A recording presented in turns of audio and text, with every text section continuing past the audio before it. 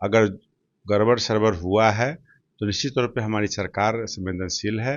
माननीय मुख्यमंत्री जी इसकी जांच कराएंगे, दोषियों पर कार्रवाई कराएंगे। जहां चीनी गिरता है वहीं चींटी लगता है, तो जहां कार्रवाई करेगी ना सरकार? बिल्कुल सरकार कार्रवाई करती ही है, तो न करने का सवाल कहाँ है। इतना तय है कि सरकार में कोई बचने वाला नहीं है, चाहे वो खाकी वाला हो और चाहे वो खादी वाला हो। नमस्कार, आप देखना शुरू कर चुके हैं लाइव सिटीज। मेरा नाम अभिषेक है। हमारे साथ बातचीत करने के लिए बीजेपी के पूर्व मंत्री और बीजेपी के विधायक राम सूरत राय हैं। बड़ा घोटाला हुआ है शिक्षा विभाग में, जिसको लेकर जेडीयू एमएलसी ने बिहार विधान परिषद में सवाल उठाए थे और जांच की मांग की थी। तो शिक्षा मंत्री ने जांच की बात कही थी, लेकिन शिक्षकों पर एक्शन हो रहा है। जो सवाल उठा रहे हैं उन्हीं पर एक्शन हो रहा है। आपने देखा होगा कि जो विधायक सवाल उठा रहे थे, जब शिक्षा विभाग के तत्कालीन आईएएस के पाठक थे, तो नोटिस जा रहा था। किस रूप में देखते हैं? नहीं, नोटिस अगर कोई विषय को उठाता उस पर नोटिस जाता तो गलत है। निश्चित तौर पे घोटाला करने वाले, करवाने वाले पे कार्रवाई होनी चाहिए। और घोटाला के अंदर अगर उस स्कूल के अंदर जो मुझे भी जानकारी जो प्राप्त है, मैं अपने विधानसभा क्षेत्र के बारे में बोलूँगा कि वहाँ समरसेबुल का बोर्ड हुआ, या फिर अभी 5 लाख से नीचे का जो योजना होना था, जो कि हेडमास्टर को के पाठक जी ने उसको अधिकार दिया कि बिना स्कूल के जो कमेटी के सदस्य हैं, अध्यक्ष हैं, उनके बिना सहमति से आप खुद उसको पास कर देंगे। जिसका नतीजा ये हुआ कि हेडमास्टरों के द्वारा काफ़ी गड़बड़ियाँ की गई। दूसरा कि वहाँ के जो स्थानीय जेई हैं, जिस क्षेत्र के प्रखंड के, उनसे हमने बुला के बात करने का प्रयास किया, तो प्रयास में कुछ नहीं मुझे साबित हुआ। उन्होंने कहा कि सर सब अभी कुछ हुआ नहीं, लेकिन जब कार्यकर्ताओं से मैंने बात किया तो उन्होंने कहा कि लगभग 30 विद्यालय बिना एस्टीमेट, बिना काम, बिना टेंडर का ही रिपेयरिंग हो चुका है। तो इसका लिखित शिकायत हमने अपने जिला में डीएम को भी दिया, शिक्षा पदाधिकारी को भी दिया, और शिक्षा पदाधिकारी ने कहा कि मैं जांच करवा रहा हूं और उस काम को रोका गया भी है। तो कहीं ना कहीं गड़बड़ी तो हुआ है। निश्चित तौर पे पूरे बिहार के सभी हाई स्कूल में माननीय सदस्य सभी अध्यक्ष हुआ करते हैं, और जब भी कुछ विद्यालय में 100, 200 या 500 या 5000 या 5 लाख का कोई काम होता है, तो उस प्रबंध समिति के अध्यक्ष होने के नाते बैठक बुलाई जाती है, बातें होती हैं, डिस्कशन होता है, और किसका निविदा लिया जाता है, किसका रेट कम है, किससे काम कराना है, ये तय होकर के। और कमेटी में मिनिमम 7 लोग मेंबर होते हैं। तो उन 7 लोगों में से एक लोग जो अध्यक्ष जो होते हैं वो विधायक होते हैं। तो विधायक से ही जब नहीं पूछा गया तो मुझे तो लगता है कि कहीं ना कहीं गड़बड़ झोलझाल हुआ है। नहीं, सीधे सीधे हुआ है। जो हुआ शिक्षक एमएलसी जितने भी हैं, चाहे वो जेडीयू के हों, शिक्षक बीजेपी एमएलसी, हाँ, शिक्षक सब लोग एमएलसी सवाल माननीय विधायक में सभी आ जाते हैं। एमएलसी भी आते हैं, माननीय विधायक भी आते हैं। तो एमएलसी, जो शिक्षक एमएलसी है, ग्रेजुएट एमएलसी है, स्नातक एमएलसी है, सबका अधिकार, सबका सम्मान, सबका बराबर है। तो कोई भी कहीं भी अपने क्षेत्र के बारे में मुद्दा को उठा सकते हैं। गरीब जनता के द्वारा जो बातें लाई जाती हैं उसको सदन के पटल पर रखी जाती है। वो साफ साफ कह रहे हैं झोल हुआ है, बड़ा घोटाला है, जांच होनी चाहिए। एकदम 100% हुआ होगा, नो डाउट। अगर गड़बड़ सड़बड़ हुआ है तो निश्चित तौर पे हमारी सरकार संवेदनशील है।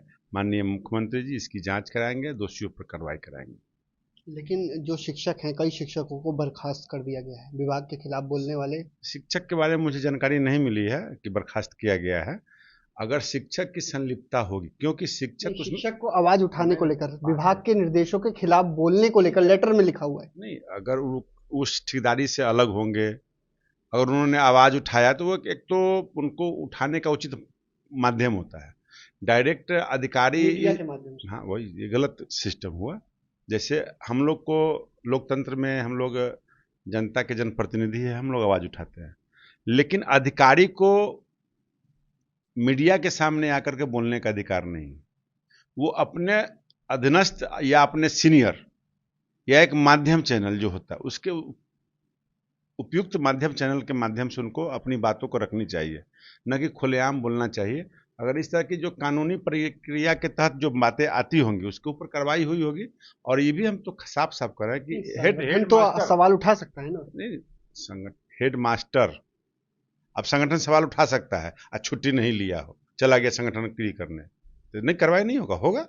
मेरा विभाग के जो लेटर में लिखा हुआ है वो साफ साफ लिखा हुआ है कि आपने अपर मुख्य सचिव के पाठक के निर्देशों को उल्टा में सवाल उठाया। नहीं, लिखा हुआ है, उसके जांच होगा, कार्रवाई होगी, वो बात मानी जाएगी। मेरा स्पष्ट कहना है कि आप निश्चिंत होकर के रहिए। अगर अधिकारी की गड़बड़ी होगी तो अधिकारी पर कार्रवाई होगा, कर्मचारी पर गड़बड़ी हुई होगी तो कर्मचारी पर कार्रवाई होगा। अगर निश्चित तौर पे बहुत स्कूल के हेडमास्टर उसके सचिव होते हैं, मेंबर होते हैं, उन लोगों की संलिप्तता होगी तो उन लोगों पर भी कार्रवाई की जाएगी। मतलब झोल हुआ है आपको? अरे भैया, मैं जहाँ काम हो, जहाँ चीनी गिरता है वहीं चींटी लगता है। तो जहाँ करेगी ना सरकार?